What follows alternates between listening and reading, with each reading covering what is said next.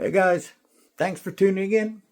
This is Mitch coming at you with a new video. I'm trying an experiment here, something I've never done before. I created this story and through an AI generator, I had this little video, part one, created. Very exciting about the election of a brand new president. Anyway, let me know what you think. Do you want to see a part two of this? Again, this is my first toying around with this new idea. Let me know. Have a listen. I'll see you later. Camelia Horish had spent the last 5 years meticulously working her way to the highest office in the land, and now that she was finally there, all she could feel was excitement? No, that wasn't quite it. It was more like hunger, a gnawing, constant craving, as if she'd been fasting for weeks and finally caught sight of a feast. The crowd erupted into applause, a deafening roar as she raised her hand to swear the oath of office. She had practiced the words, of course. It wasn't the ceremony that was important.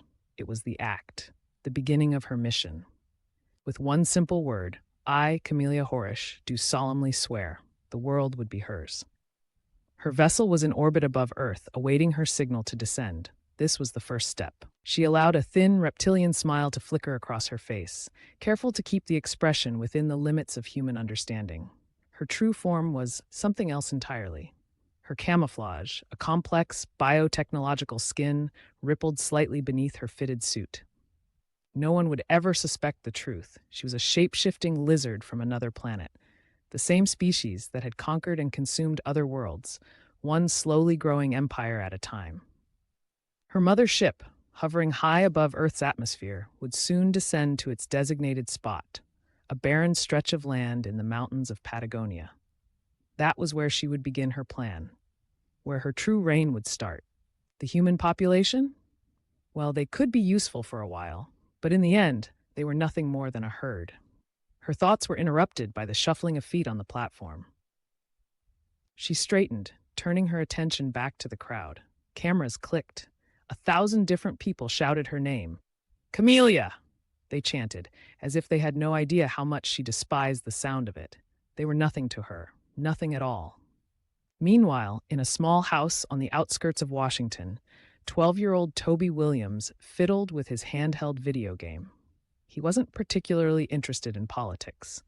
The whole thing seemed like a giant play.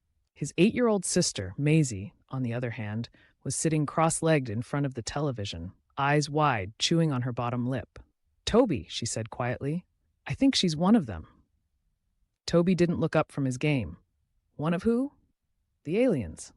I think Camelia Horish is one of them, Maisie said again, her voice more certain this time.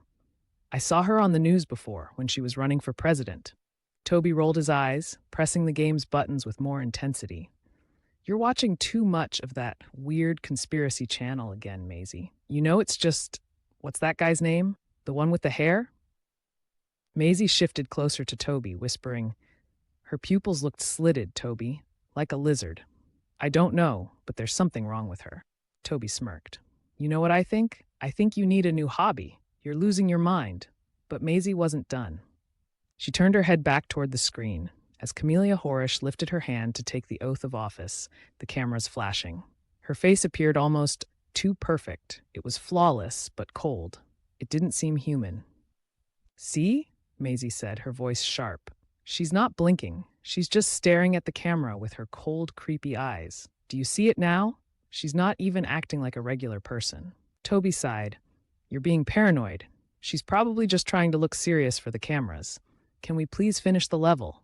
But Maisie wasn't about to let it go. She stared at Camelia Horish's face on the screen, furrowing her brow. There was something unsettling about the way she held her posture, the way she didn't seem to breathe like a normal person. Her features were symmetrical in a way that felt unnatural, and her skin, there was something about it, not quite the right shade of human flesh. Toby, who had been intent on the game, suddenly froze. He looked back at the TV, just in time to see Camelia's face shift. It was only for a split second, but it was enough. One moment, her smile was too wide, and then the briefest flash of scales, a flicker of something underneath the surface. a cold, reptilian expression that was far too quick to be anything but deliberate. Toby's heart skipped. His hands went clammy. He wasn't sure what he had just seen, but it was too weird to ignore. Maisie glanced at him, her eyes wide. "You saw it, didn't you?" Toby nodded slowly. "I think I did." Maisie's voice dropped to a whisper.